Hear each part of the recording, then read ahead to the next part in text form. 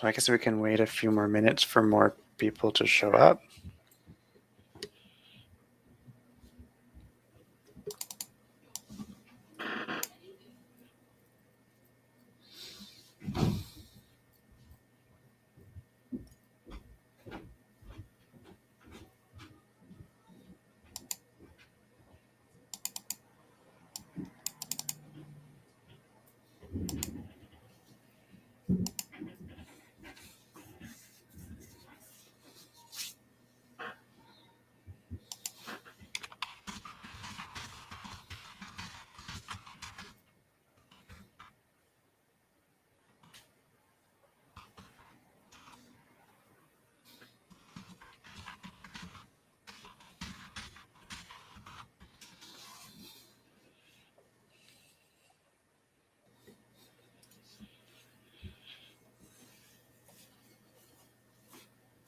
It isn't anybody's birthday today, is it, by chance?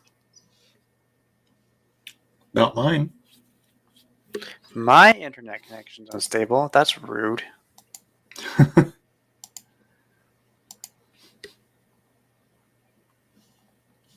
shouldn't be.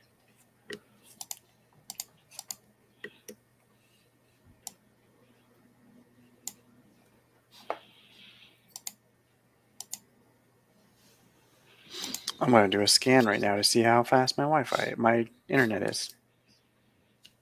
So do we have to install anything in advance? For mine, no. Oh, that's good. There's lots of things to install for mine. Mine's all browser-based.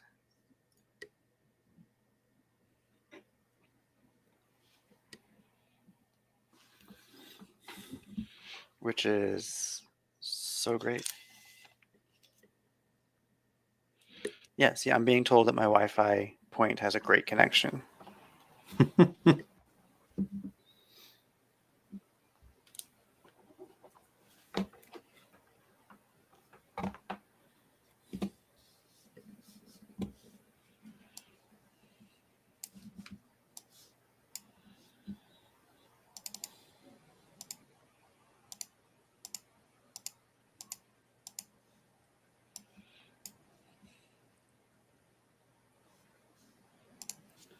Ooh, I have a camera now.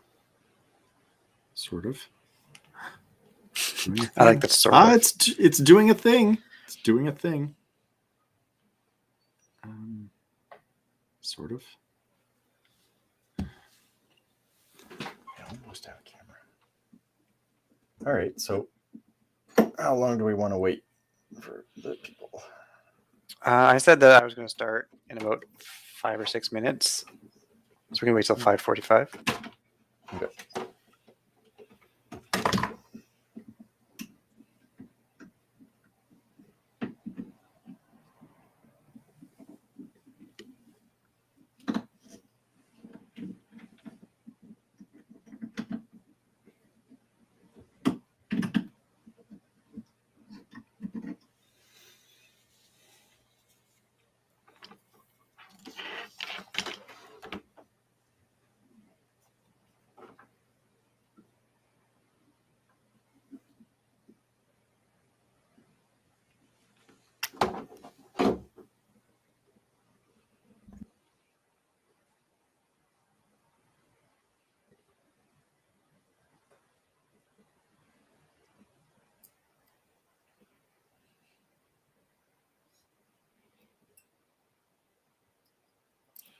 Oh.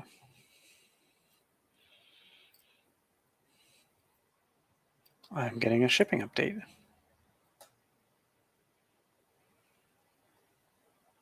Let me guess, it's delayed because of the Canada Post thing. No, it should show up tomorrow. Or hopefully not the day after, because I won't be here.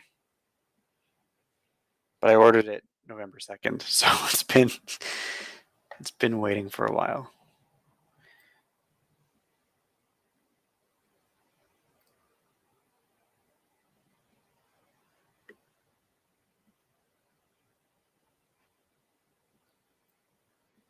To show up on like 13th, and now it's going to show up on 31st. They refunded my shipping money. Makes sense.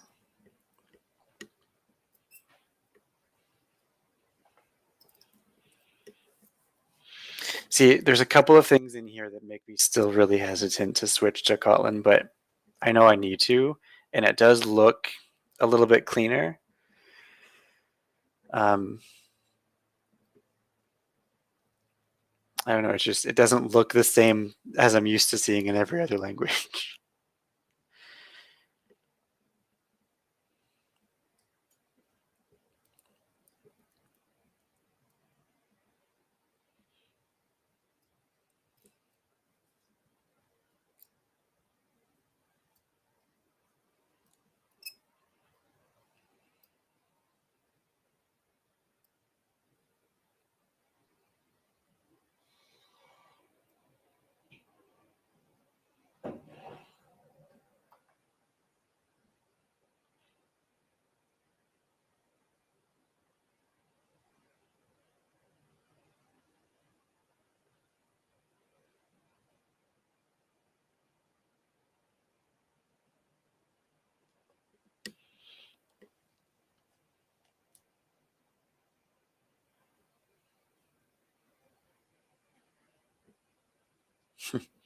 We're going to modify this code because I don't love this code.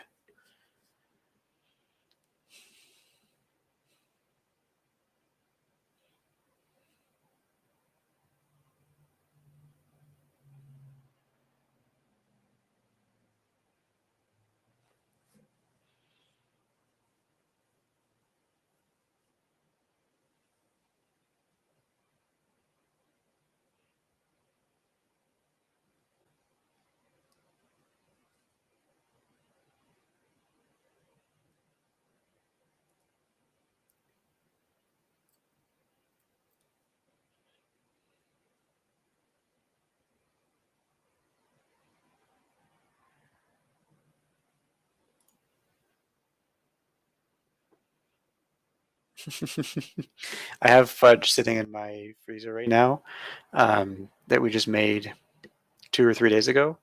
And it was like a really easy fudge where you just like boiled some evaporated milk. I think it was evaporated milk and like a bunch of sugar. And then you mixed in some marshmallow fluff. So it's like, it's all sugar. So once I finish my session, I'm going to run downstairs and grab some more.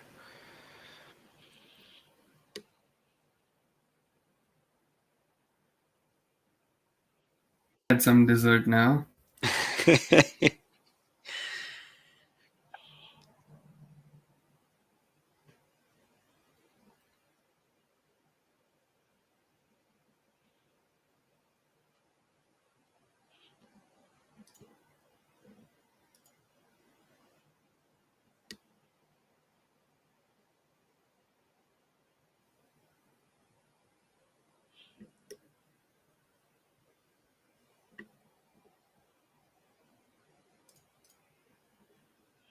So I see a few more people have joined. Hello, welcome.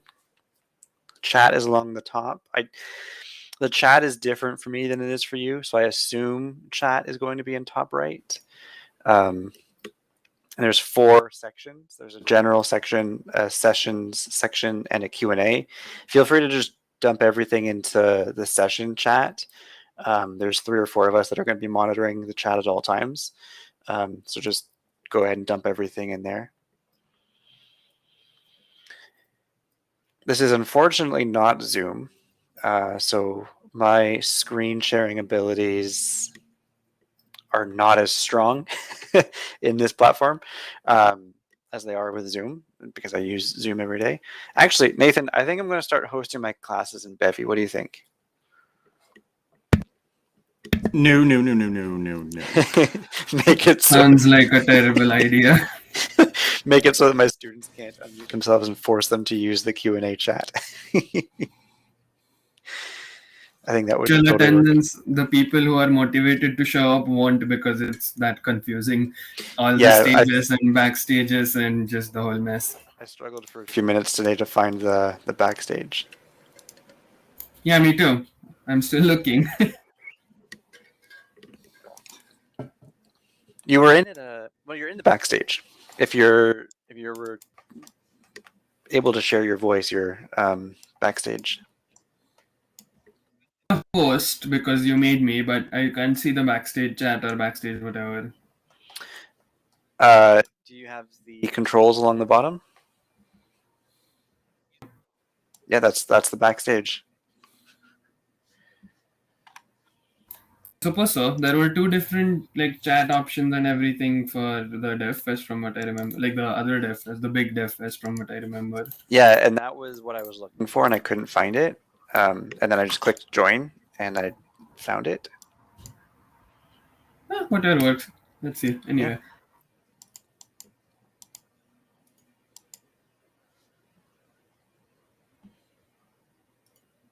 So I guess I could wait another 2 or 3 minutes, maybe. 550 sounds like a round number. I was going for 5:45, but anybody that has class with me knows that I tend to wait an extra 5 minutes anyway, because students tend to be 10 to 15 minutes late, so I might as well wait 5.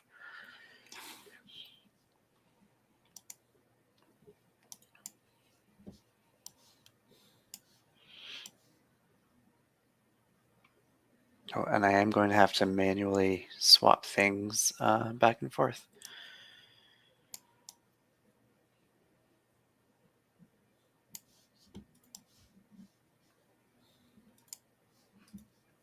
Chris, you've done Java before, right? You said it was like 10 years ago, but you've done Java?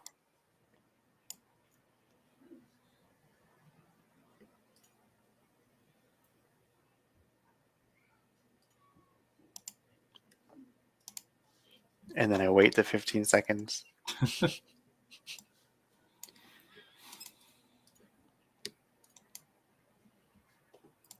So if I'm on the backstage right now, where is the event stage? Because we need to wait for questions based on the delay, 20-second delay or whatever it is.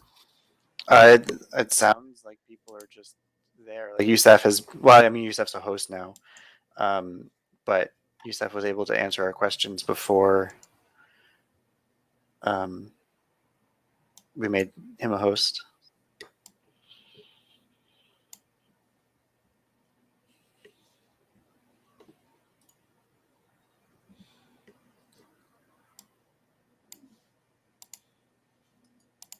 Oh, and we lost Addie. Oh.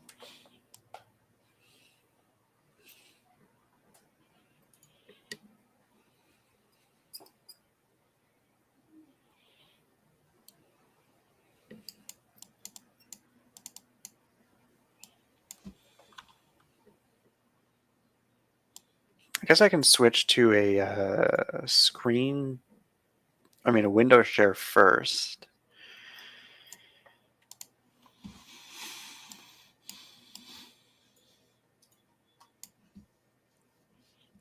If I want to do that, I should open up some slides.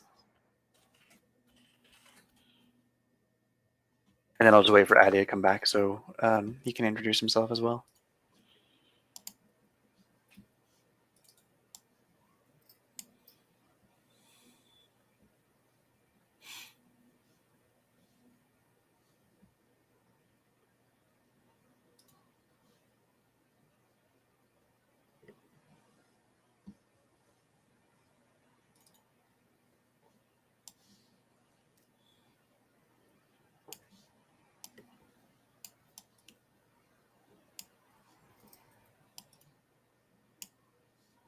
Oh, there's breakout rooms in here now too. Wow.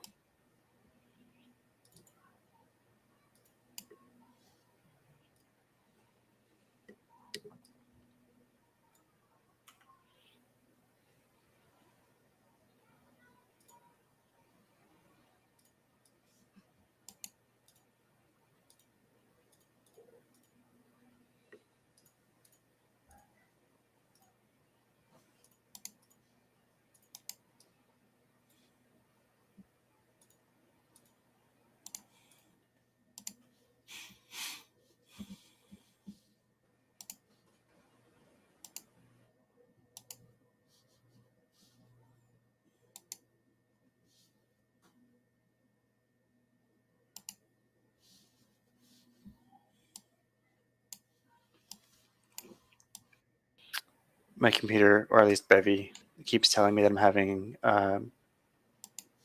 internet stability issues. So I'm just going to see if I can turn off some of my things to improve that a bit.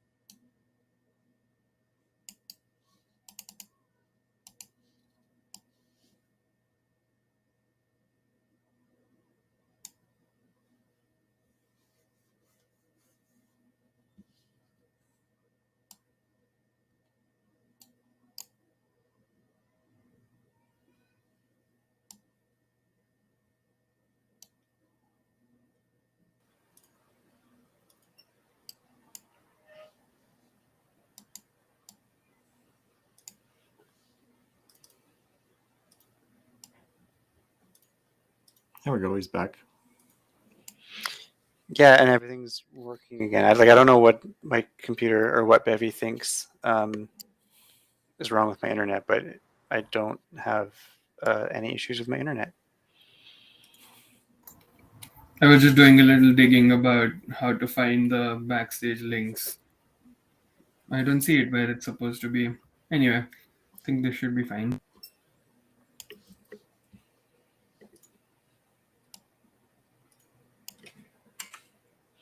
Just going to reuse the old slides from last year. All right. Can anybody who is not a host still hear us and still see my screen?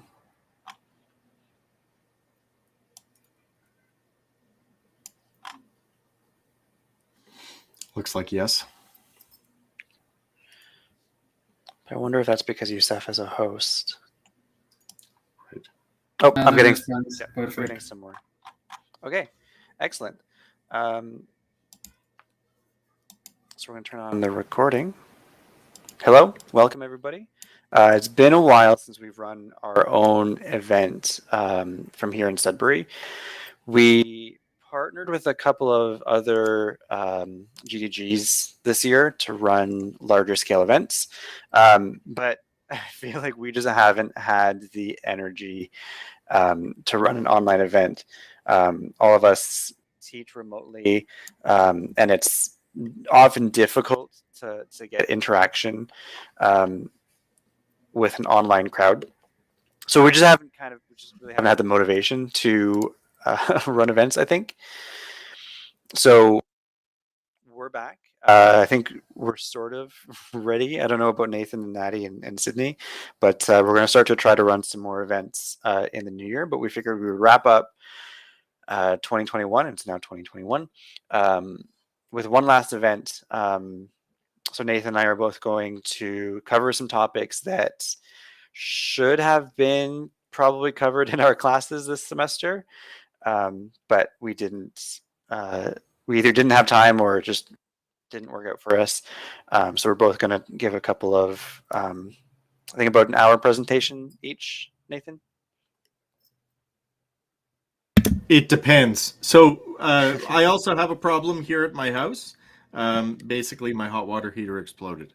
So if the repairman shows up, then unfortunately I won't be able to do the talk, in which case I'll record it or I'll live stream it or I'll set up another date for it. But I'm hoping that's not going to happen. Yeah. So I guess we should introduce our whole team. So my name is David Pellegrini. I've been with GDG Sudbury. I haven't been an organizer since the beginning, but we started in about 2012, and I think I joined in 2016 or 2017. Since then, our team has grown quite a bit. We don't have Sydney's photo on here because these are the slides from our last DevFest.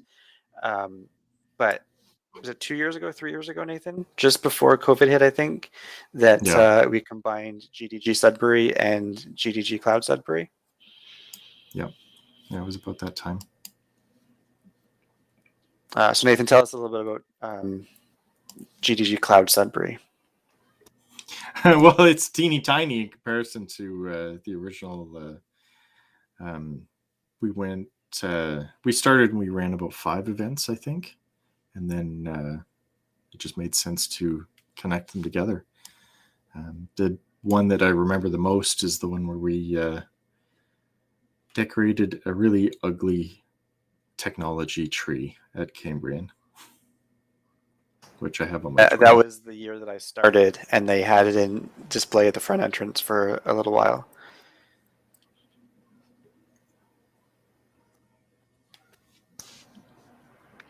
So I guess a little bit more about myself. Like I said, I've been with GDG Sudbury for 6 years-ish. I've forgotten how long now.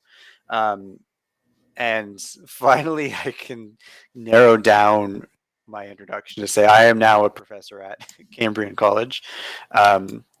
My title is still quite long because I still teach in the mobile app development program, the game design program.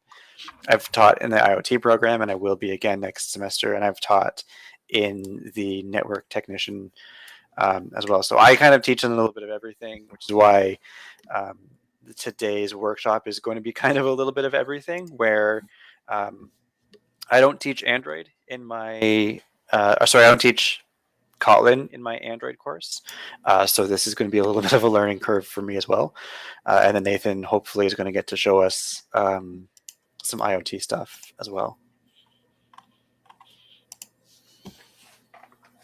Hi guys, my name is Aditya, and right now I am also a Cambrian College. Next semester I'll be teaching databases in, I think, MAPD itself, and this semester I taught Python. And along with that, I'm working on finishing my master's research project as well, hoping to graduate by 2022 mid-ish.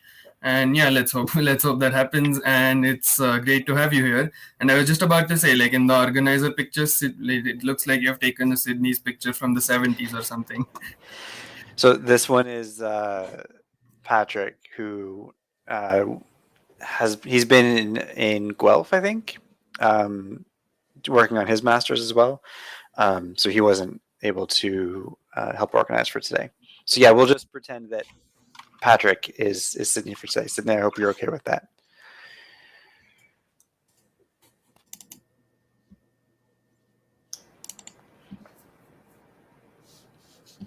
I mean, there's some similarities, right? Like that basically, could be a basically the same photo. thing, more or less. Yeah. Yeah, just throw some glasses on Patrick, and it's a younger version. We're good. Anything else that any of you want to add?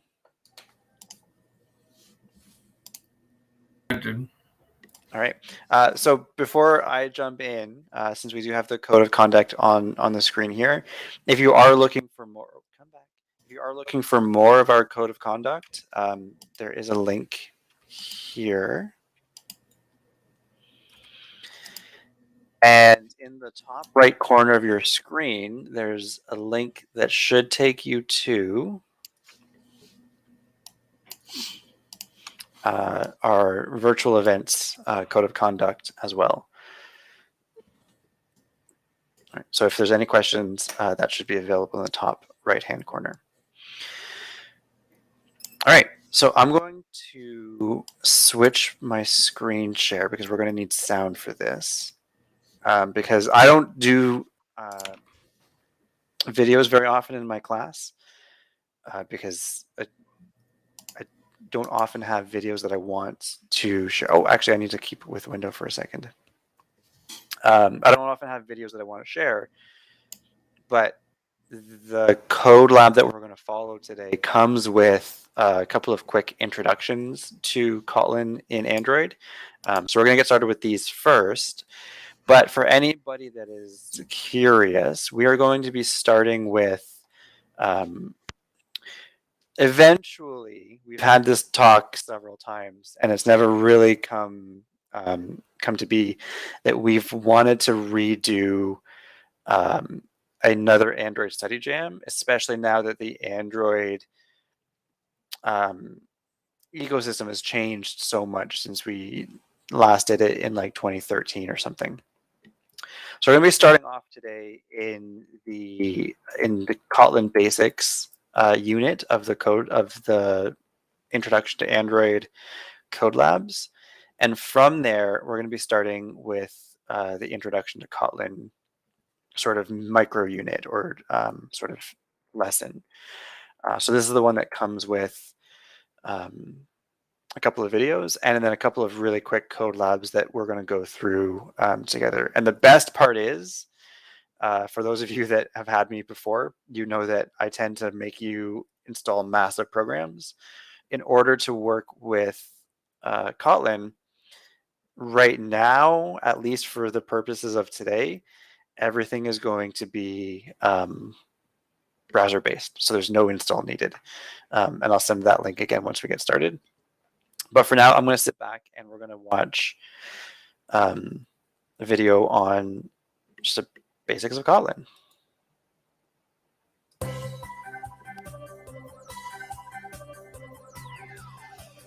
Welcome to Android Basics in Kotlin. In this course, you will learn the fundamentals of how to build Android apps. We are from the Android team at Google, and we'll be your instructors for this course. I'm Dan. I'm Kat, and we'll be here guiding you throughout your journey. And I'm Megan. We'll do our best to explain things clearly with step-by-step instructions.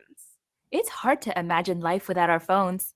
And in this course, you're going to have a chance to learn how to build an app that runs on one of these. It honestly feels like a superpower to know how to build an app, to take something that's an idea in your head and put it on your phone. And it's not just your phone. There are over 2.5 billion Android devices in the world. That's phones, tablets, TVs, watches, and even cars. Imagine how cool it would be to make an app that your friends can use. The apps that you use on your phone are often quite complex. They have whole companies and teams of engineers working on them. And all those engineers had to start at the beginning. So in this course, we're going to focus on building a series of basic Android apps that can run on a phone. The course is split up into units. Each unit is made up of several pathways. Pathways are composed of videos, code labs, and quizzes. And, drumroll please, you will earn badges along the way. You'll also be building up your developer profile, which you can use to show the skills you've gained throughout this course. By learning the fundamentals of programming and the core concepts in Android, you will have a solid foundation to build off of. You'll learn how to use Android Studio, the tool we use to write our code. And you'll be learning Kotlin, the recommended programming language for developing Android apps. At its core, a programming language is used to tell a computer what you want it to do. It's similar to learning a foreign language, but instead of speaking to people from another country, we're communicating with the computer. We'll get into more details of learning Kotlin later, but first let's talk about what you need to start this course. To get started, you need a computer and an internet connection so you can download Android Studio. You don't need any prior programming experience, but we do require that you have basic computer and math skills. Knowing basic math is useful when you're programming because of the problem-solving skills involved. It's also helpful to have an Android device, phone or tablet, to test your app on. If you don't have one, that's okay. We'll show you how to simulate an Android device on your computer with... All right, so I'm going to stop this video early because they're going through the things that we're not going to get to yet. We are going to be focusing just on what is Kotlin. So I was quite afraid of JavaScript for a while when I was in school because it was just, there's so many pieces, it felt like, to JavaScript. And then once I started actually working in it, I realized it wasn't all that bad. And Kotlin's kind of the new JavaScript for me, where it's like, I know I should be learning this, but It just hasn't really been what I've wanted to do, because I have Java, so I can just keep building my apps in Java. But that's going to get turned off on me pretty soon. So Kotlin is what I need to learn. And we're going to learn it kind of together. I've seen some Kotlin before. I've worked with some Kotlin before, but I haven't gone the extra step of using it fully. Luckily, the code labs that we're going to start with today, and then hopefully we can dig really deep into how to make an actual Android app with Kotlin next year. We're going to start off pretty basic today. We're going to talk about just variables and methods. So basically the introduction course that I teach at Cambrian. And we're going to do them hopefully really maybe like an hour or so. So we're going to skip the video because the next one is just going to tell us what we need for Kotlin. And like I said, for today, all we need, and I really badly wanted to open that in a new tab, is our web browser. So this first code lab, we're just going to grab the link here. So I'm going to open, and I just realized I can switch back now. I don't need sound anymore. So I'm going to copy the Kotlin playground. You can open up Kotlin Playground, and I'm going to switch my screen share one more time.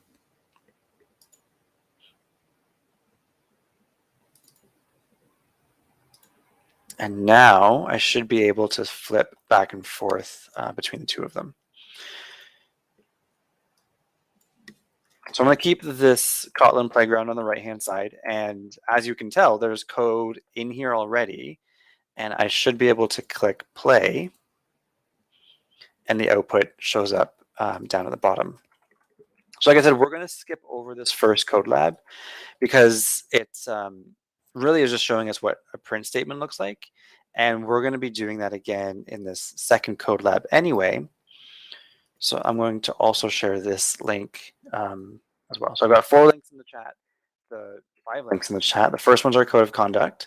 The second one is the Android study jams that we are hopefully going to run next year. The third one is a link to the unit or the topic that we're going to be covering. The second last one is the playground, which is the one that hopefully everyone's going to have open and following along. And then the last one is the specific code lab, in case I get too far ahead of you, or in case you wanted to go back and practice on your own as well. So there is about a 15 to 30 second delay. So if you have questions, post them in the chat, and I will, if I don't get to them immediately, because the chat feels so far away from me, either Nathan or Addie or Sydney can flag me, and I can try to answer the questions. So in the first code lab, the only thing that we did was we switched hello world to happy birthday. So before I switch to happy birthday, does anybody have a birthday coming up?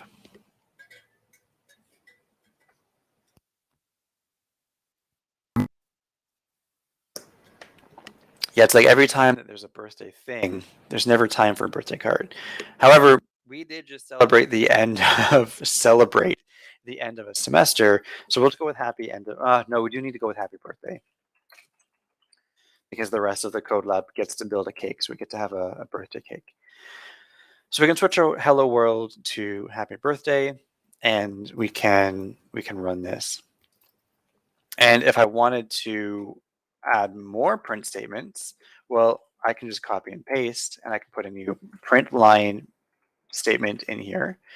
I guess we'll follow along with this rover who is 5.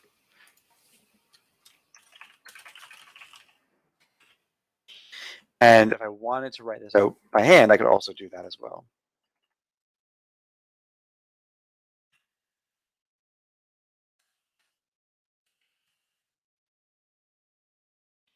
So far, not too different from most other programming languages that people have worked with. Before I go too much further, I guess I should have asked this first. What other languages have people learned already?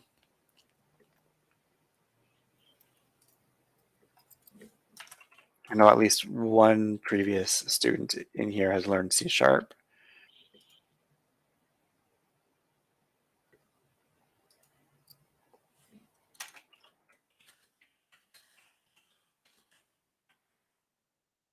Nathan is currently teaching Python. Learning Python. Learning and teaching at the same time. Not to hate Python.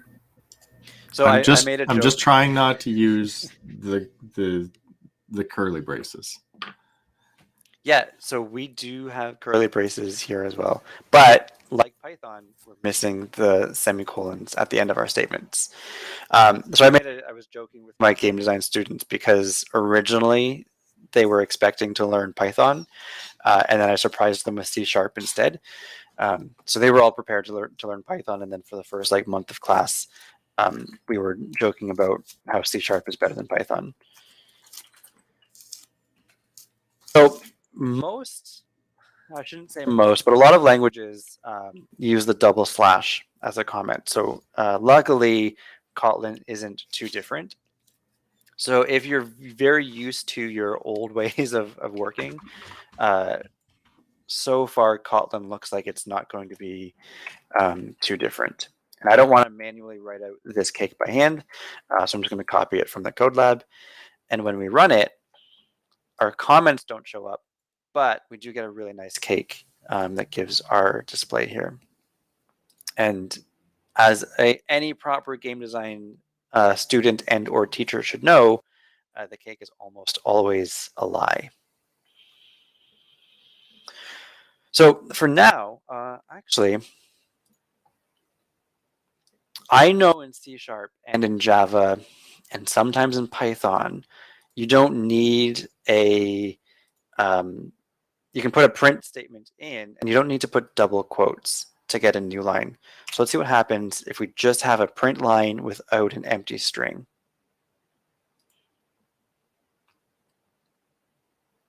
Hey, look at that. It still works.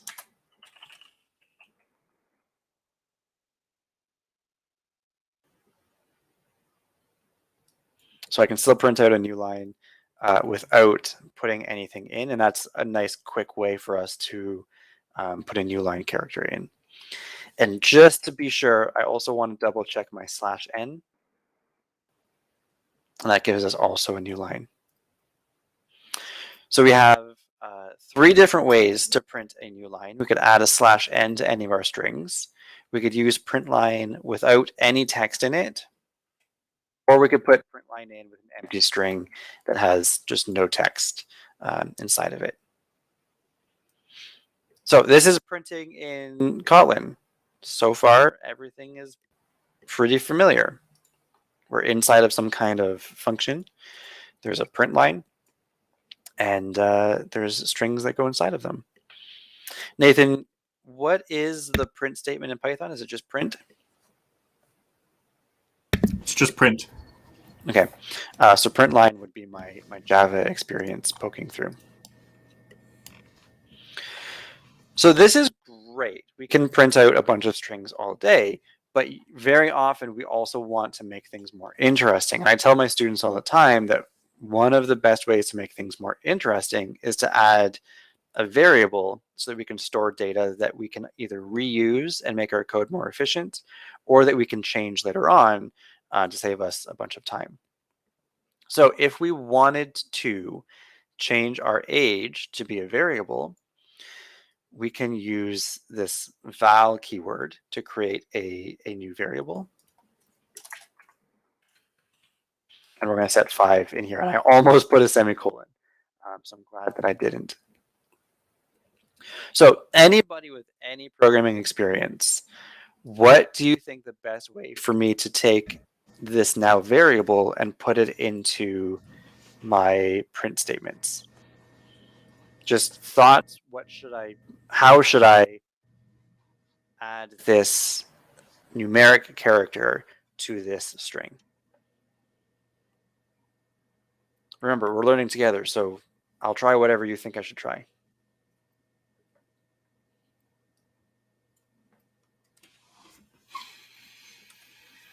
A dot Do you have to string. cast it?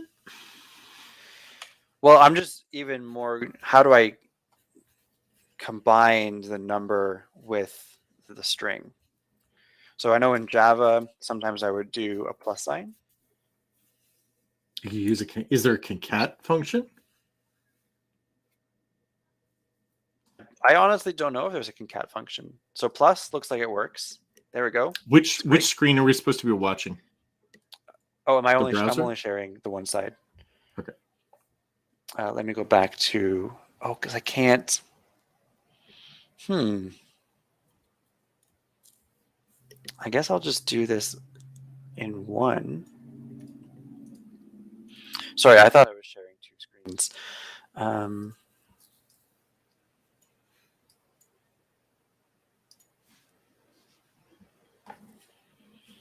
Where's my Kotlin playground?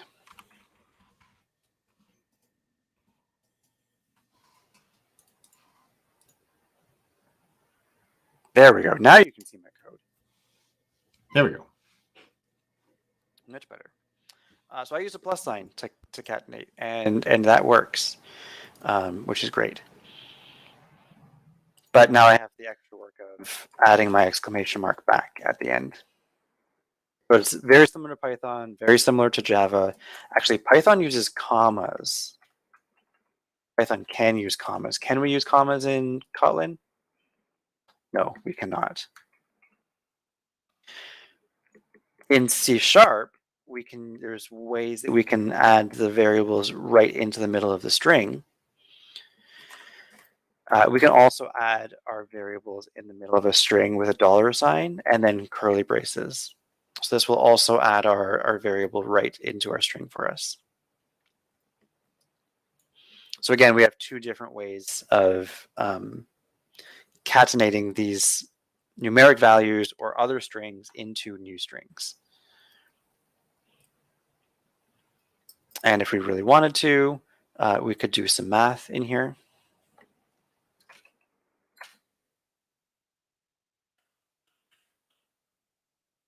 Let's do that up here. Let's do age 365.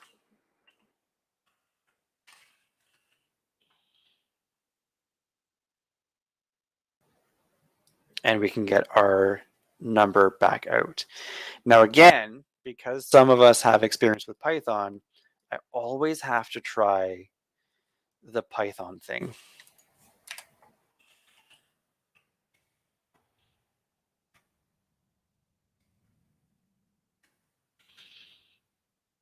And the Python thing is multiplying strings.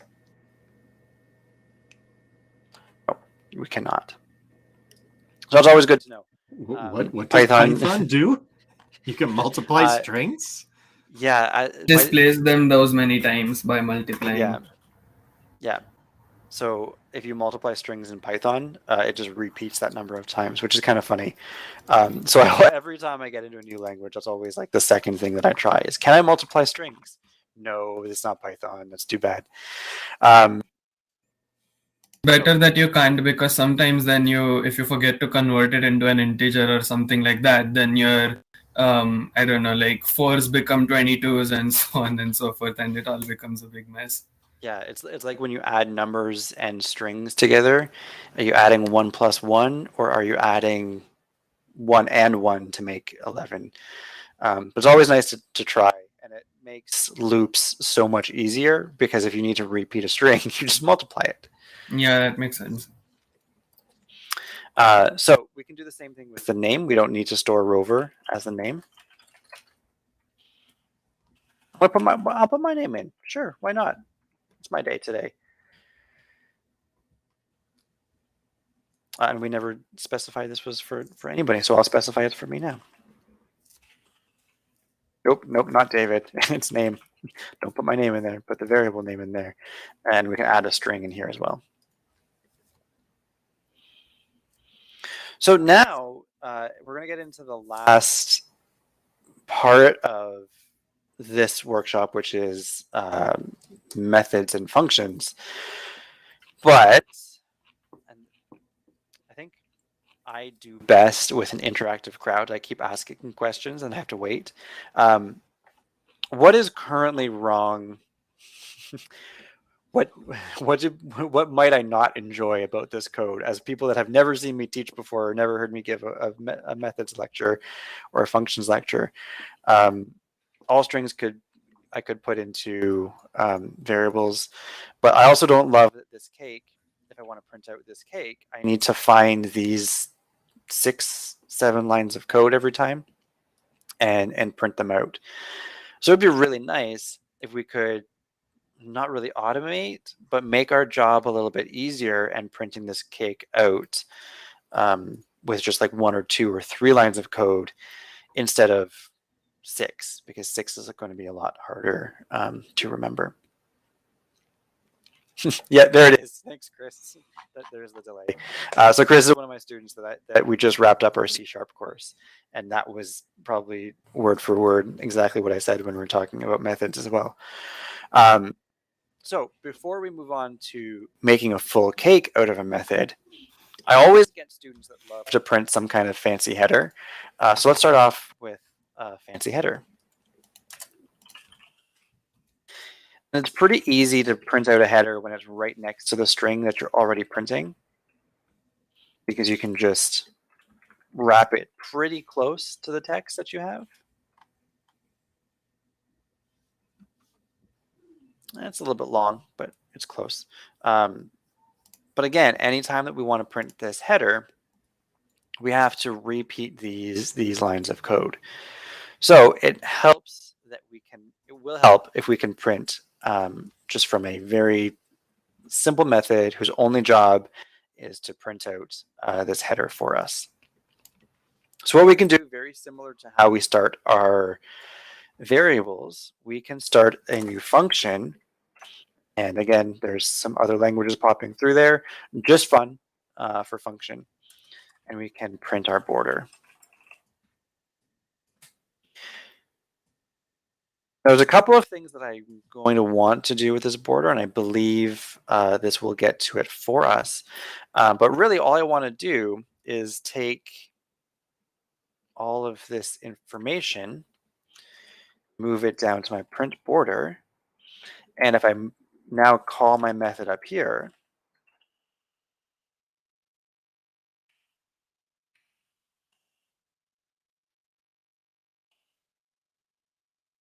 when I run this, it should now repeat this header output for me.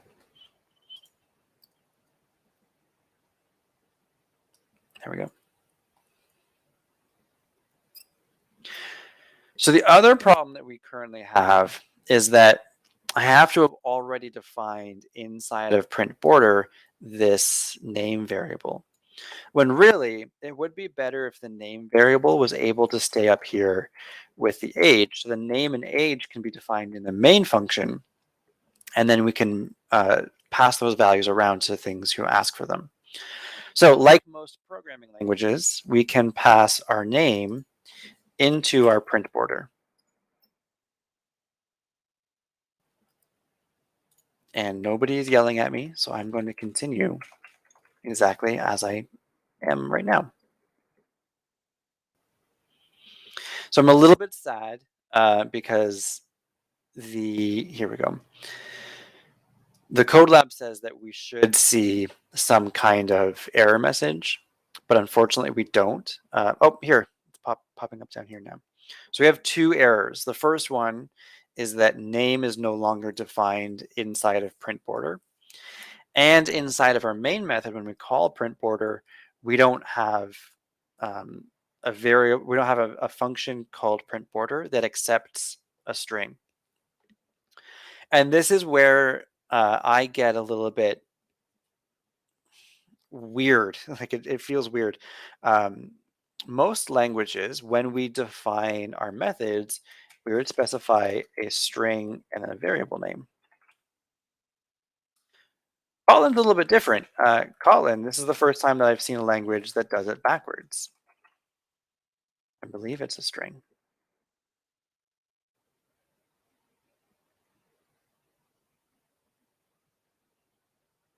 Sorry, I believe it's capital S. So we can pass now our string called name into our method. And now when we run this, hopefully, we'll still get the same result, but without an error this time. All right. Now I have another bit of a small problem. I'm going to take a drink of water, and while I drink the water, I will wait the obligatory 15 seconds to see if anybody can spot what might potentially cause problems with this print border method currently.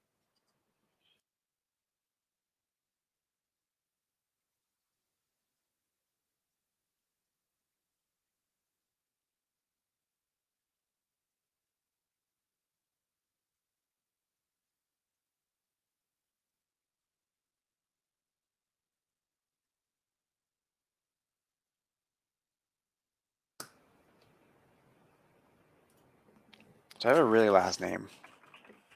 I have a fairly long last name. I know a few people have definitely longer. But if I add my full name in here, I start to run out of space at the top. Yeah, so again, perfect timing that I would love to have some kind of loop that's going to repeat and print out long enough that it covers, hopefully, my whole name plus happy birthday. So we can do that with a repeat loop. I'm going to start off with 23 because that's what's in the code. And all I want to do is repeat my print line. We're going to do it twice. Oh, yes, thank you. And it's not all of these, it's only the one of them. It's just print. And it's just one equals sign.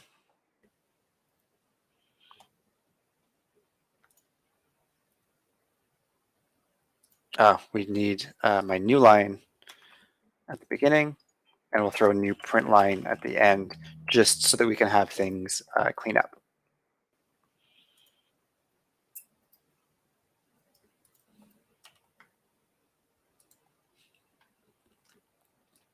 It's 23, not quite long enough. Luckily, and this is where I'm going to go off book, we might be able to have a little bit of fun with this. Yeah, hopefully we have some kind of length.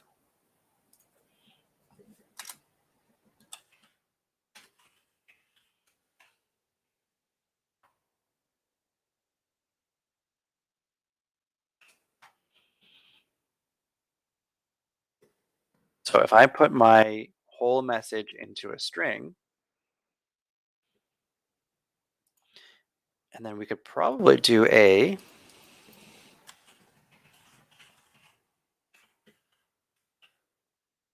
this.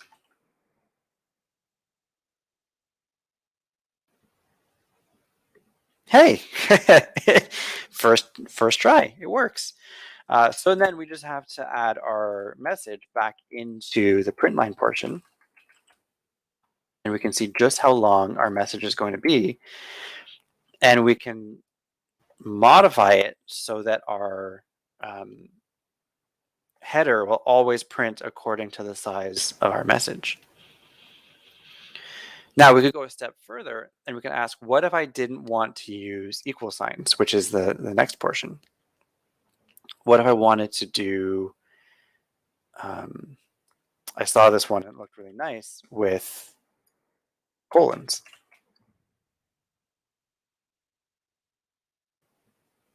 So that looks pretty good.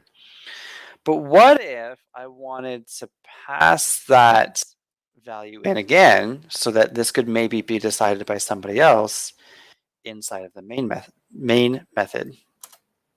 If I wanted to have my border up here.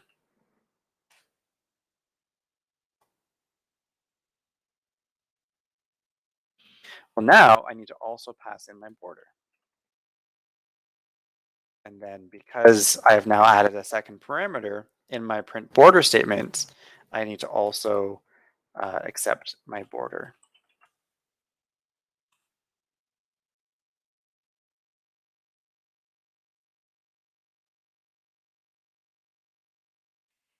I really want to press F5 or F10, but I know that neither one of those will do what I want to do.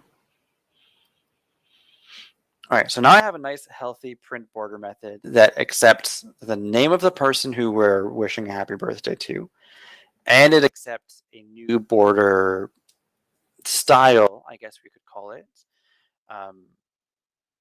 that will change the type of border that we print out. So another one that might look kind of good, maybe a plus sign. And then now I only need to print out, or I only need to change my border value in one spot instead of changing it in multiple spots. And by providing it in my main function and passing it into print border, it means that I can use print border in other places that will allow me to use different symbols depending on who's depending on who receives it, they can get different customized characters to print out their border with. Right, there's our print border. There's our repeats. Ooh, the percent symbols would have looked really good too.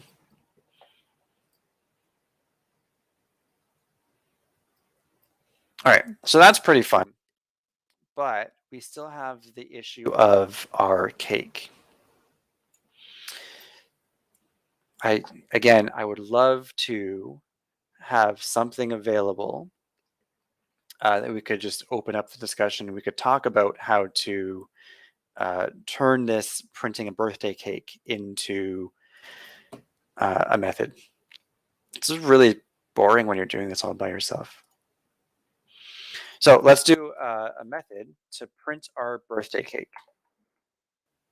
So one of the things that they don't tell you in here, so we're going to do this without looking at any code. We're going to try to make this up all on our own.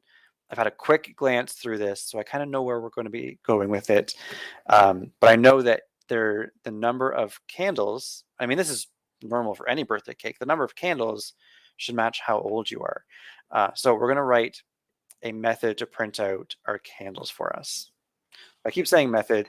I believe the term is technically functions in Kotlin, but I'm just so used to methods that that's where I've ended up. So we're going to do print candles. And we don't need to specify what, like we're not going to pass any values into print candles because the candles are going to look just the one way. So before we look at any code, I'm going to take this opportunity for some more water. What do you think we can do to print out a number of candles so that we can have the correct number of candles for somebody's birthday? How do I add our candles in here now? Pass the age as an argument. Youssef, what do you think my data type is going to be for this one?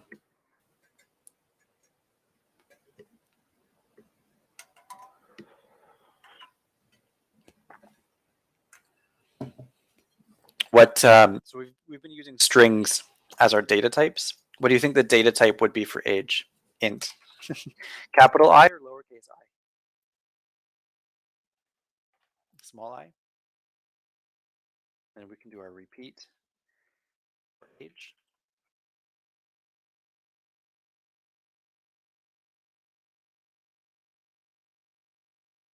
And I know that those are commas. We're going to do 2 of these.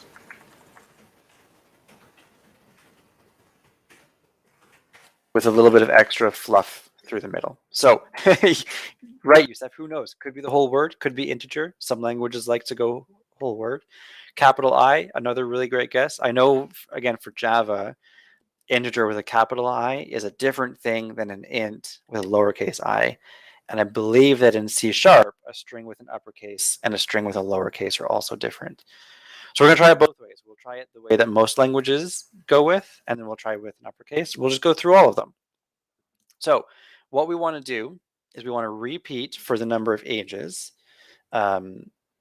printing out the flame. Then we want to print a new line and repeat again and print out our little candlestick. And I know from looking at this, and again from quickly browsing, that we will also want a space right before and right after both of these, actually.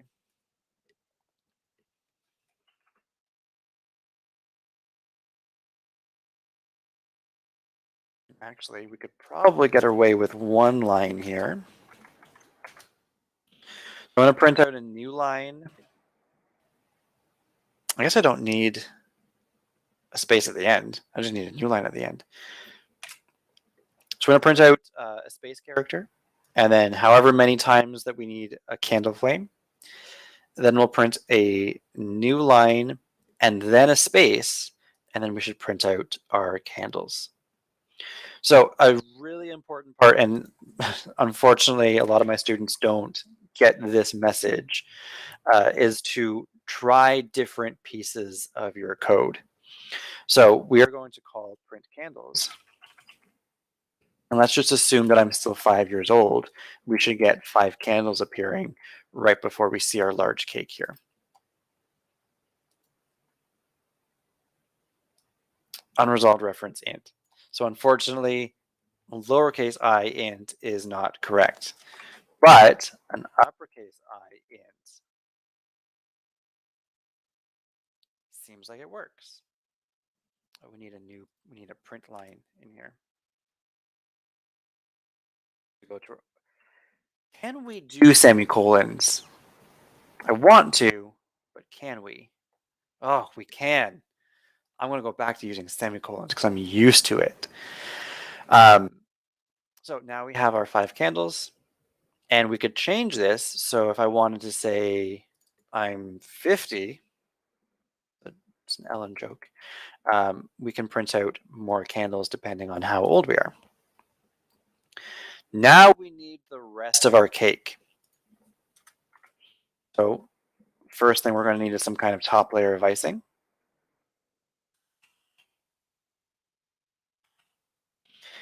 And because we have a set number of candles, we know that we're going to need the same number plus 2 of columns in our cake for our icing in here. So we know that we're also going to have to accept age as a parameter.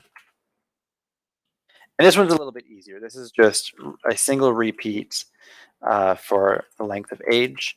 And in this case, we're going to print an equal sign. And at the end of our loop, make sure that we also do a new print line so that we can go down to the next line and actually start to make our cake. Print icing. And we're going to use the age 50 again.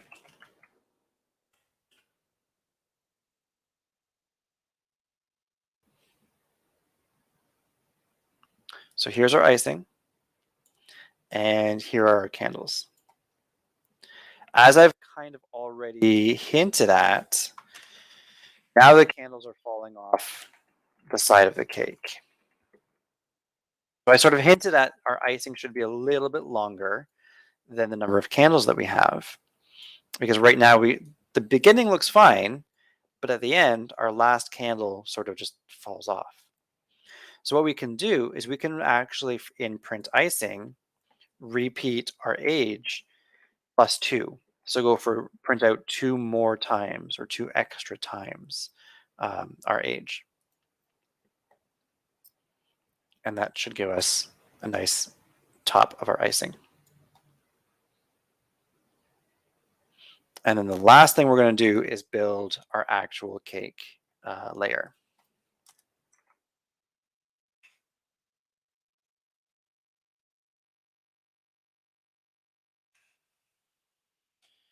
And again, because we already know that we're going to have the same number of columns as we have for icing, again, we're going to use age as a parameter. I'm going to repeat age plus 2 one more time.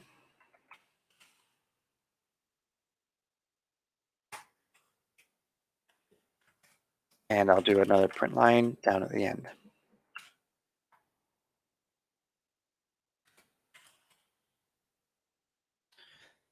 print layers.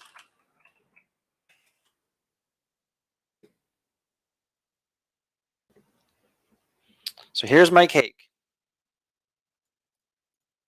Does this cake look as exciting as the cake that they have in the code lab?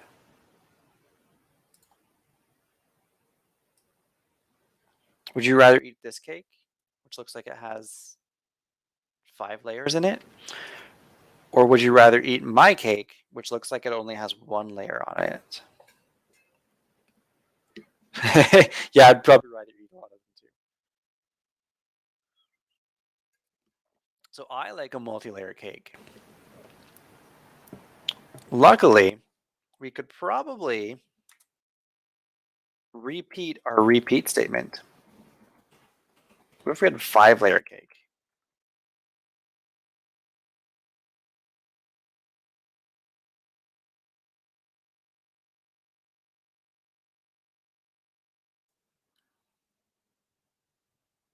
That looks a little bit better now. So again, this is another question for anybody, for the one person in here who's had me as a teacher.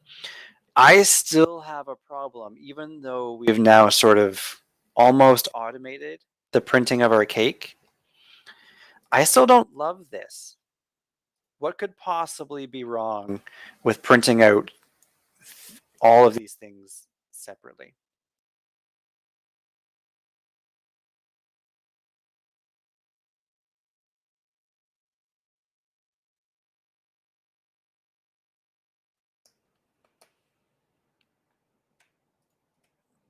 What if I wasn't paying attention one day? And what if I put the icing on top of my candles? Now I've got icing on top of my candles, and that's not going to work. So yeah, I would love to be able to change this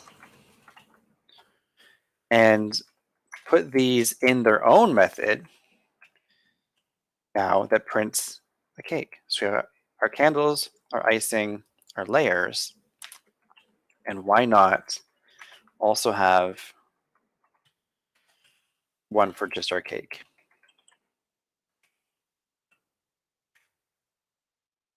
Now, the other great thing is we can now pass age into all of them rather than having to worry about somebody in the main method using the right methods or using the right variables. Now we can make sure that the same variable goes to all 3 of our methods.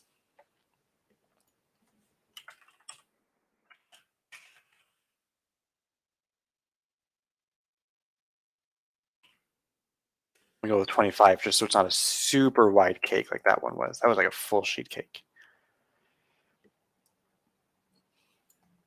All right, I think we have time for one more thing to add, and that is just inside of our print layers. Why don't we add a number of layers?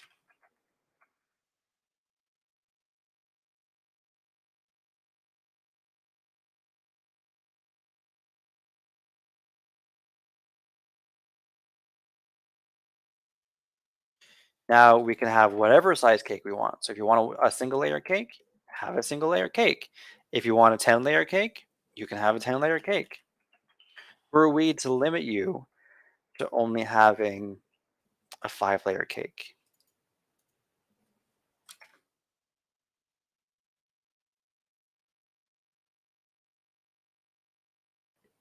So here's our 10-layer cake with 25 candles. And that gets us pretty close to printing all of these out.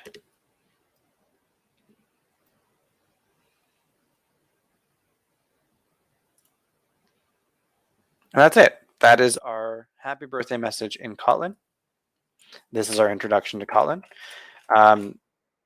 Overall, for having not touched Kotlin in 2 or 3 years, I'm feeling pretty happy with this. I could probably keep going. I know in a couple of code labs down from this one, there's a bike example, and I remember looking at the bike example last year and it not working the way that I wanted to. So I'm going to continue to go through these code labs. I'm going to refresh myself with Kotlin, and then hopefully in the new year we can look at running some actual Android workshops based on Kotlin instead of the way that I teach Android, which is with Java.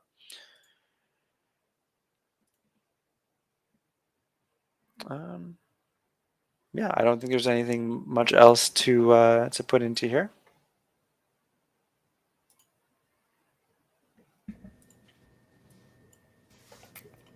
So that's an introduction to Kotlin. What do people think? Chris, I know you just finished learning C#. Nathan, I know you're in the middle of Python. Sydney, I know you've used Python quite a bit. What do you think about Kotlin with that quick 30, 45-minute introduction?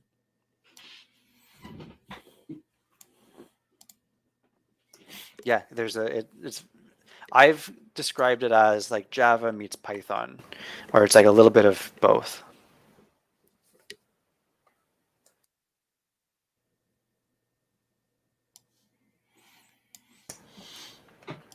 Nathan, what do you think? Do you want to learn another new language and teach Kotlin instead of Python? I don't know if I want to teach Kotlin instead of Python, but I think it's another one to add to the toolbox. Yep. Hopefully, in about a year, I'll be comfortable enough with Kotlin that we can teach all our Android students how to use Kotlin instead of Java.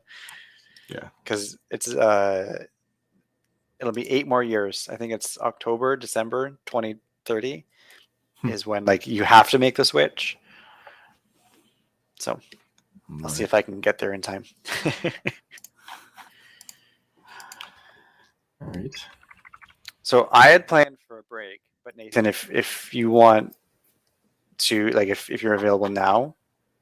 Well, so what I'd like to do is, originally I was going to do this as I would go through it and basically the same thing as you did, and I would go through it and have everyone do it at the same time. But because I might get pulled away, what I think I'd like to do is show you what I've been working on, and then I'll follow it up with a future session where I'll actually walk through creating it. I think that's actually probably better because I just looked down and I noticed that the record button was not pressed. No, I have it recording. It's recording through the. Oh, the you're recording Cast. offside. Okay, perfect. Yeah. So we'll send that out then. So what does everyone think about maybe 15 minutes? I'll walk you through a quick intro to using communication with an Arduino to build a GUI application in Windows, and the beginnings of controlling a computer. Now, should we do a break, or do you think we should? It'll only be 15 If you're only minutes. going to do 15 minutes, I think we could probably just continue right through. Okay. So I had planned for a 15-minute break, which left us, which then an hour workshop would take us through to 8:30. But if you're only doing 15 minutes and we wrap up by 7:30, I think that sounds pretty fair. All right. So then I will start with this. So again, this isn't intended for you to follow along with me. Just, watch. I'll show you something cool, and then we'll follow it up again in the future with an actual walkthrough. Now, to do this, David and I were talking about this, and the whole idea is that I wanted the ability to have an Arduino and have switches on the desk that could control the computer. Now, there are these devices called Stream Decks, and there's a variety of different kinds. Stream Deck is like Kleenex; it's a brand name, but Elgato sells this device here, which I can't go to because I clicked on that. And it's just a bunch of buttons, and you can create macros. So the idea would be that you have an Arduino, you have a whole bunch of buttons, you can set it up and create some macros. So Dave and I were talking about this, and we thought, which programming language? So there were students in my class who wanted to learn how to do it, and we were doing Python, and you could totally do it in Python. And then we have some of the other students in the game design program that are learning C#, and then we have the BAGC students who are learning C#. And so what I figured is the nice happy medium would be IoT students know C for the Arduino. Nobody else knows that. And then the majority of the other students that we might bring in would know C#. So we give a little bit of both, and then C# is close enough to Python that I think it doesn't really make a difference. So I'm going to show it to you in C#, but by all means, there's no reason why you can't do this in any language. So to do this, I'm using Visual Studio Code, and there are 3 things that we need to install on our computers. Now, you don't have to do this right now. I'm just sharing the links in case you're interested in doing this. So in the chat, I've put the instructions for setting up C# in Visual Studio Code and downloading what's called .NET Core and Visual Studio Code itself. And thankfully, I've already done that. So what I can do is come over here, and actually I don't even need my browser. I don't even need to open any of those web pages. So there are a couple things that we need to do. I have already installed .NET Core and everything that I need. So once those pieces are installed, basically we start by creating a folder. Now these instructions are on Windows. You could do this on a Mac, but what I'm showing you is on Windows. We could do an extension in the future where you could build a Mac app or an app that would work on both, and you wouldn't have to recreate it. It would compile for both. And so we just need a folder to put all our stuff in. So I'll call it computer control. Now, once we have the folder created, we need to run a couple commands in a command prompt.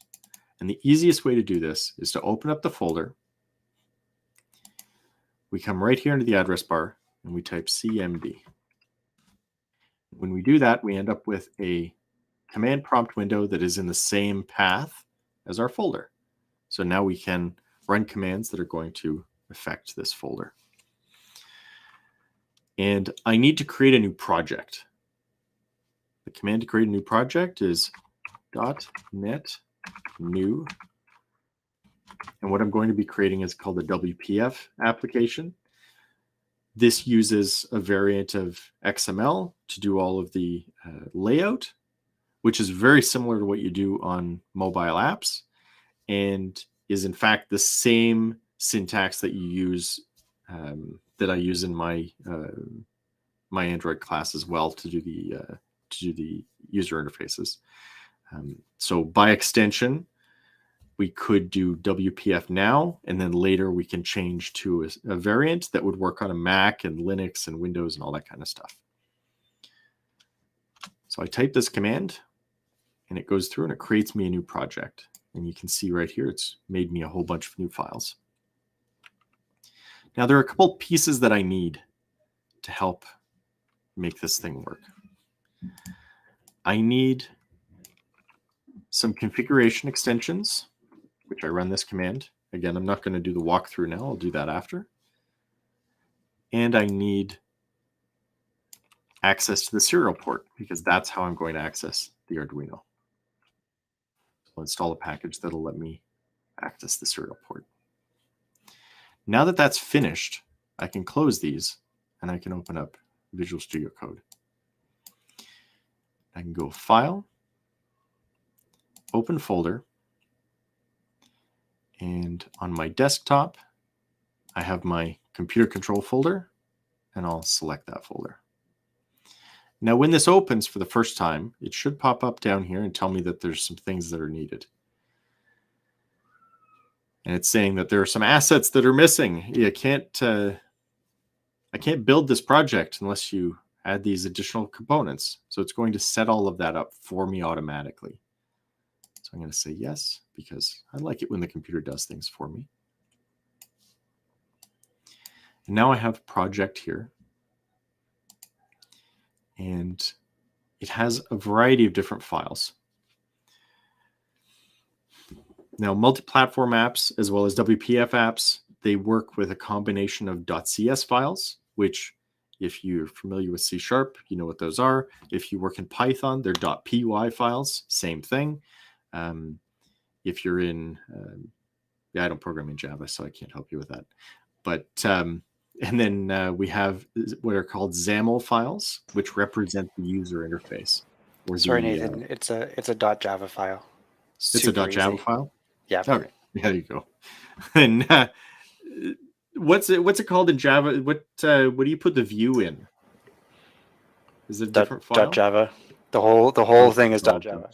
For an okay. Android app, right. it goes into a .xml. Yeah, okay. Yeah. So the equivalent of that on Android in here would be a XAML file. And so if we open up, let's say this main window.xaml, it's just an XML file. Now, if I run this program, what I've essentially created is a boilerplate app that has a blank window. And this is where we can build off from this. We can add components to it.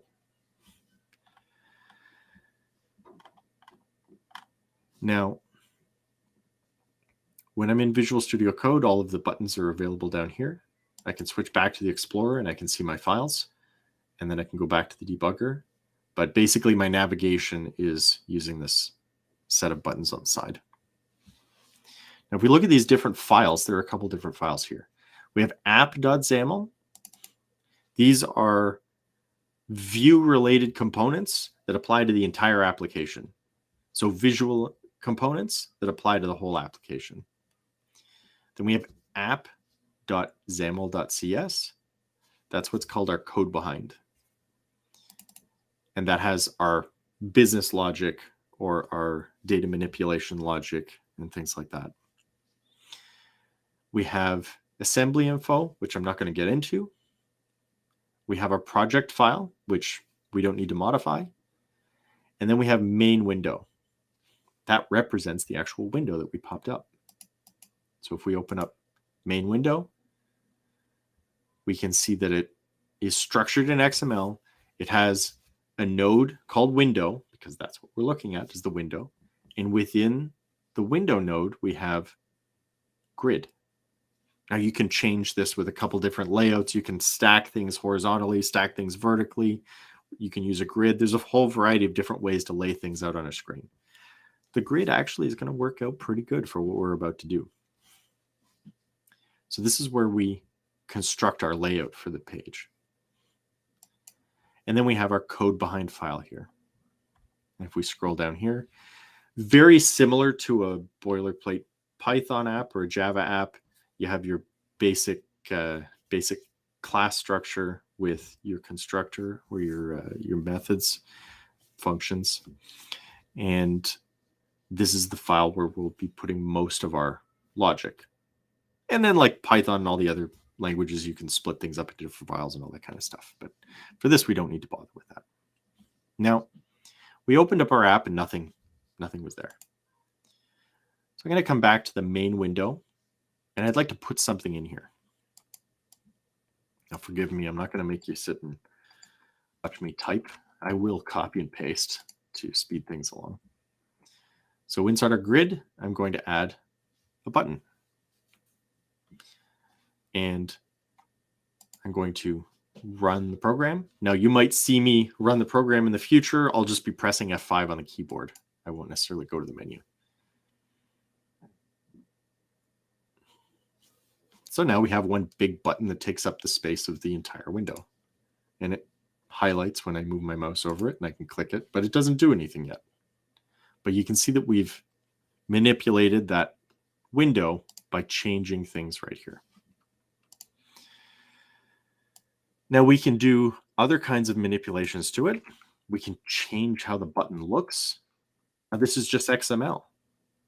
So I can add different properties to the button node. So right here, I'm going to add a couple different properties. Again, I'm going to paste it just to save time. Do this. And all that's happened here is I've added a font size and a couple pieces I don't need yet. Width, a height, and a margin.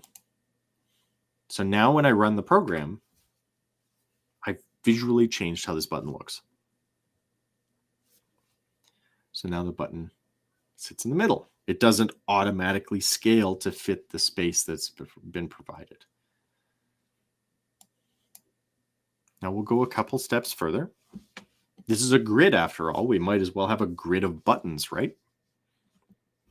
How do we lay out a grid of buttons? Well, we do that by adding a couple different nodes to the grid, and that's going to let us define what the grid looks like and how many columns and how many rows there are. So again, I'm just paste in. When I do the full walkthrough, I'll actually go through and type these things out, but think of this as an overview. So here's our grid node. It's the same node that was there, but I've added in show the lines, set the width to auto, set the height to auto. So this grid is going to take up the whole window. Within that grid, I want to have 1, 2, 3 columns, all with automatic width. So they'll all be an even width. And I'd like to have 3 rows, again, with even spacing. And now that I have that, I need to place my button inside that grid. And I can do that by telling the button right here where it should go in this 3x3 grid. So I can add grid.column and grid.row. And like an array, we count from 0. So 0, 1, 2, 0, 1, 2. So we'll put it 0, 0. So it should show up in the top left. I'll run this again.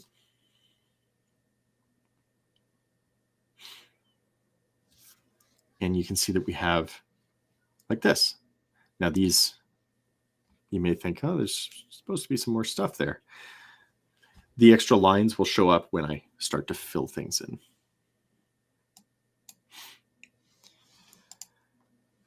Now, the size of the window is not exactly right.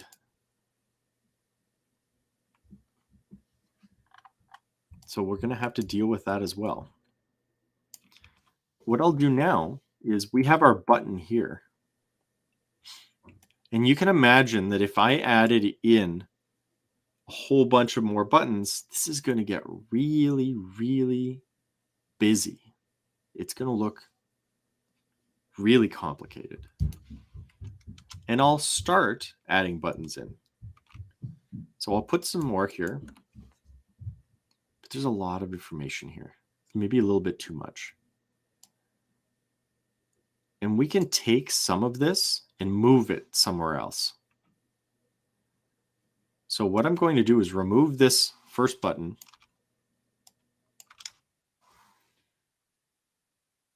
And now I have all the buttons that I want on the page.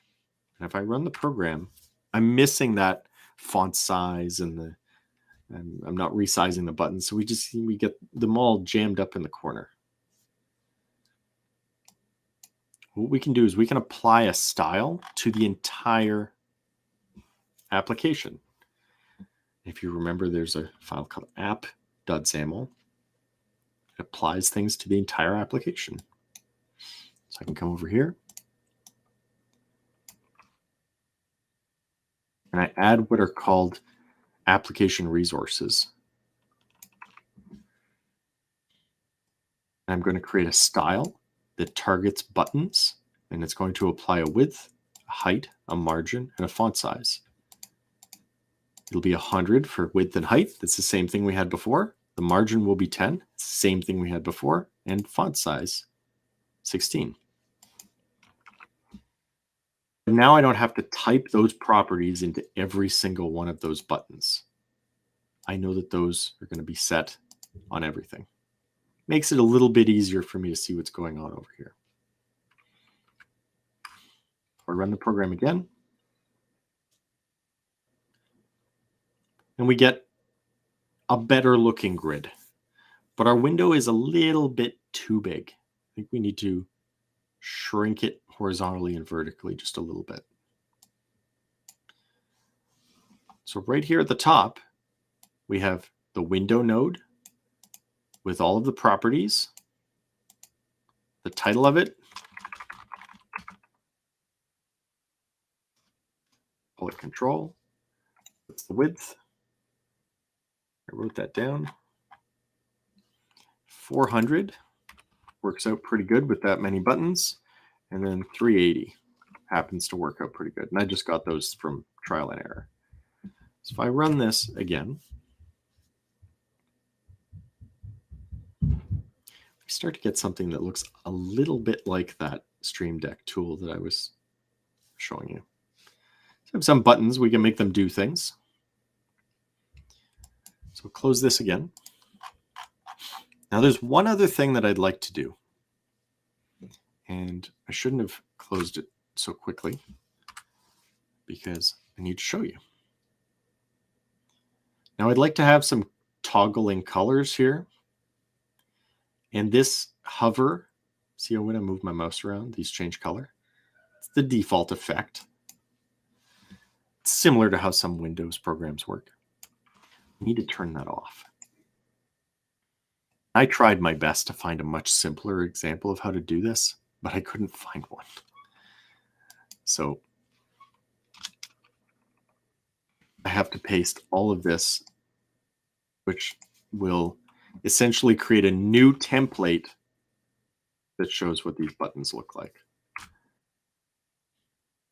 And what it does is I'm taking away that mouse over color. So if you look now, it doesn't turn blue anymore. It's just a very, very pale color there. And we could dig into this another time, but right now it's not important. What's important is I have some buttons and now I'm set up so that I can have them do something. So we focus on our buttons here and we need to have these things do something. So we'll start with the first one. I'm going to give it some kind of event that's going to happen. So we can add a property, click equals, and then we give it the name of a function or a method.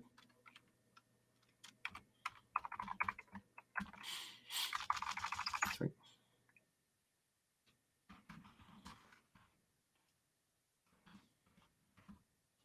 I'm just going to call it button one click, which is a fairly standard naming convention. And when we click this, we don't know where's the code? What's it going to run? So I'm going to come over here. So remember, this is our code behind. This is where we're going to put all of the logic. And right here, we need to add a new method.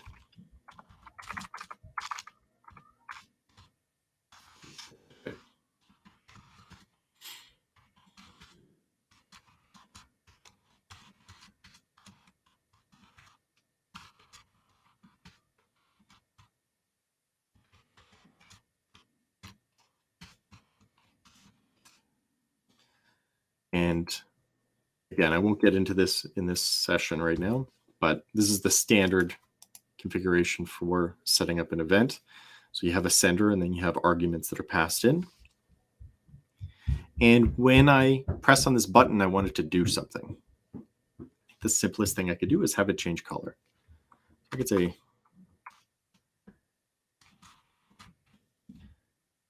I'd like to make a modification to button 2, sorry, not button 2, button 1. But I haven't given button 1 a name. I've told button 1 to reference this function here, but I haven't given it a name.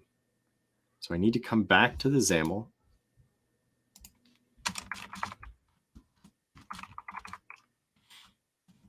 Give it a name. Button 1 seems simple enough. Come back here. Should be able to access it now as I save.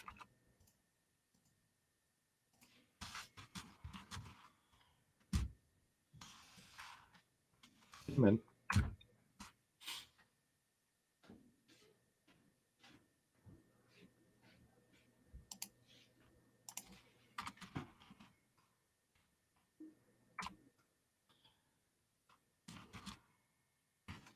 going to set the background to, in this case, I'll make it blue. Now, the way that you access colors in WPF is you use what are called brushes. And I can just set it to blue. I could be more specific. I could set a specific color code, but this works. This works for me right now.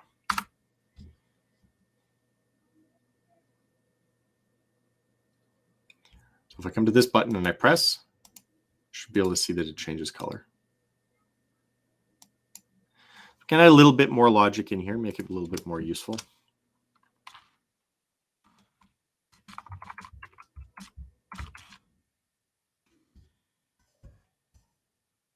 I'm just going to copy. You know I have the code on my side screen. Perfect. So I'm going to I put an if statement in here, and essentially what I'm doing is I'm checking to see, is the button blue? If it is, change it to green. But if it's not blue, then make it blue. So basically I've created a toggle. We'll go blue and green and blue and green and so on. So we run this. Come over here. We have a button that we can change. So in terms of getting things set up so that we can create a control panel, it's getting there. It's getting there. Now, I want to go a little bit further with this. So I'm actually going to take this and I'm going to move this.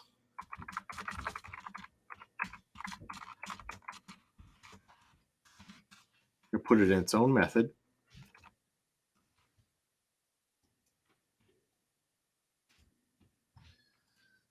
Right here. I'm just going to call that method. I'm going to use that code again later on. Now, run this program again.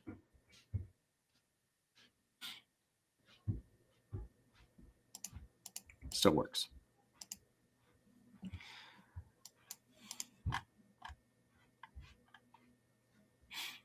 Now, what I'd like to do is do the last step that I want to go through. If I can find the sketch, there we go. So I have an Arduino attached to my computer right now, and it has this code in there. So what this Arduino is doing is it turns on, it opens up its serial port, and then it starts counting. And it just counts up and up and up and up until it crashes or the power gets reset. So I've put this code on the Arduino, and I can come in here and I can go to, where is that thing? Serial monitor. And I can connect to the serial port, and we should be able to see this thing counting. If I was at the right baud rate. There. So it just counts. That's all it does. Now you could imagine later on we set this up so you push a button and then different codes would appear on the screen.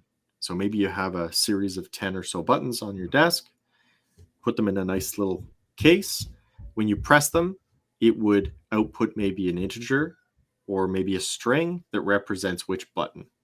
And we can have our program listen for those different interactions. And we can also send information back if we wanted to have some kind of physical interaction. So for now, I'm going to put this away. We need to add a little bit more code to our program. So we have a program, opens a window, has a whole bunch of buttons on it.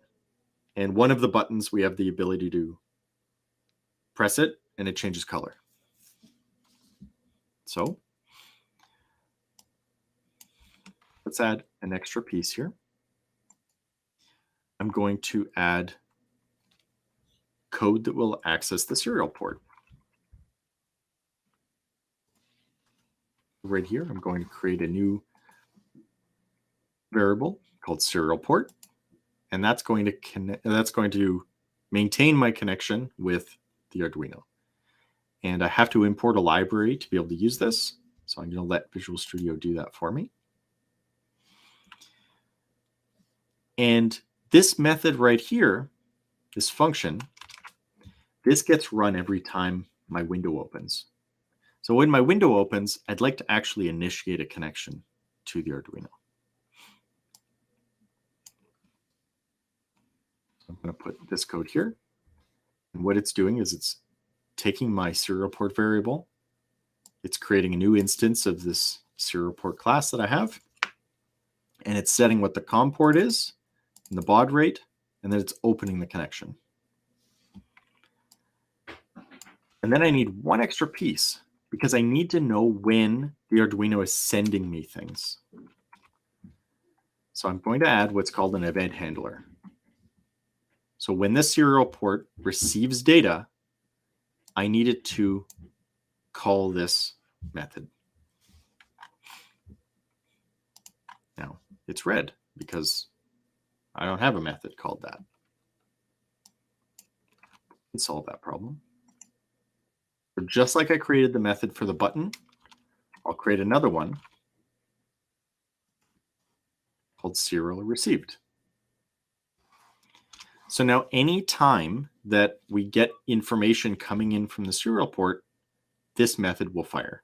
And in fact, we can see that if I place a breakpoint here, I'll run the program, and this will highlight when this code runs.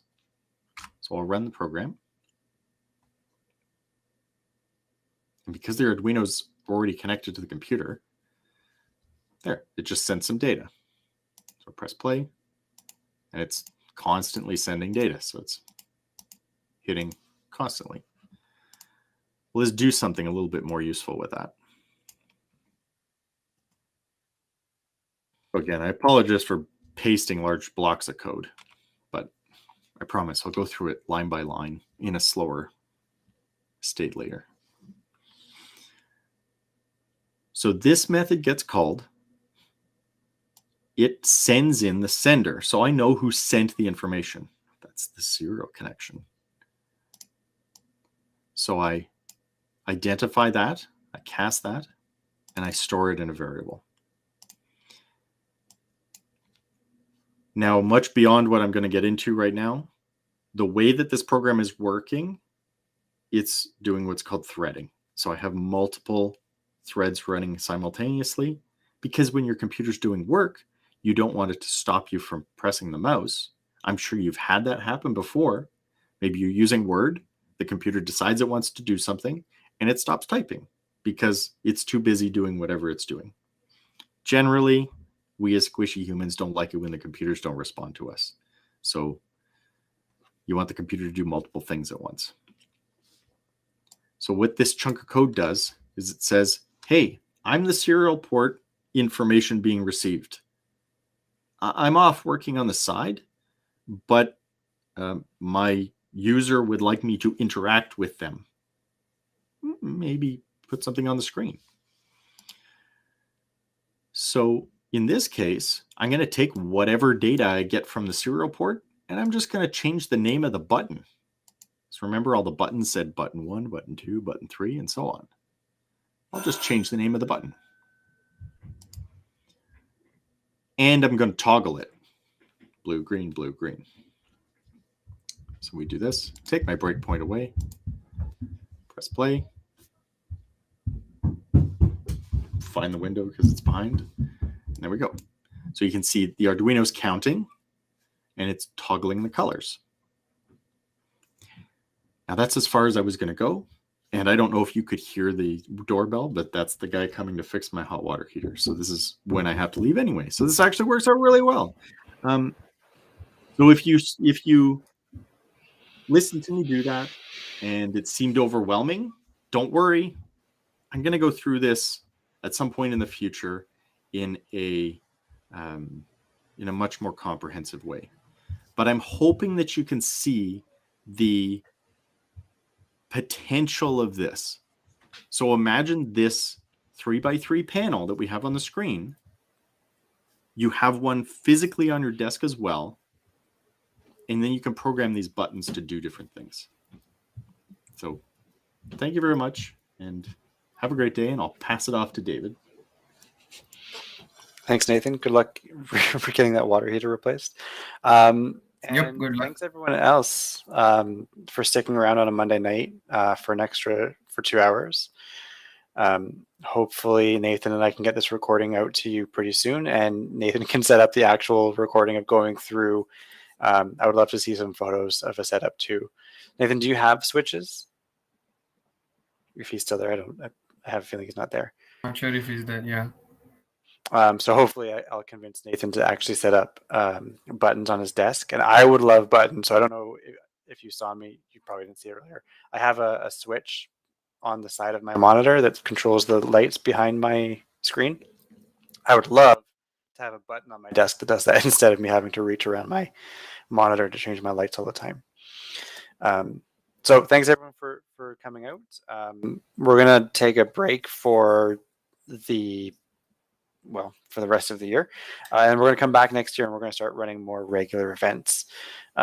So reach out to us through our Google Developer Platform page and let us know what kind of events that you want to run. So I know Nathan's going to be running some IoT stuff. I have some Android workshops that I want to run. And Addy, I think you have some data science, machine learning stuff. Yeah, and we also have an event in the pipeline where some people in the community were asking about how to transition into a tech job after a non-tech bachelor's or something like that. So Danny did respond to me. He said February or March he can do that. Perfect. So February or March we'll have a intro to the tech community workshop coming up. Yeah. And if there's anything that you want to present on as well, we're always more than happy to host people running events. It doesn't have to be the 3 or 4 of us giving workshops. If there's something that you know how to do really well and you want to share your knowledge, please let us know and we can set up a workshop for you to run for the community. I'll wait the 15 to 30 seconds. So thanks everybody. Enjoy the rest of your night and we'll see you back in the new year. Ready. And the other DevFest, like the bigger DevFest, that was a good 40 seconds. The event, like the lag had turned into a good 40 seconds. Now I see it's already... Okay. Yeah, we're getting them back already. Awesome. Okay, thanks. See you next year. Bye-bye.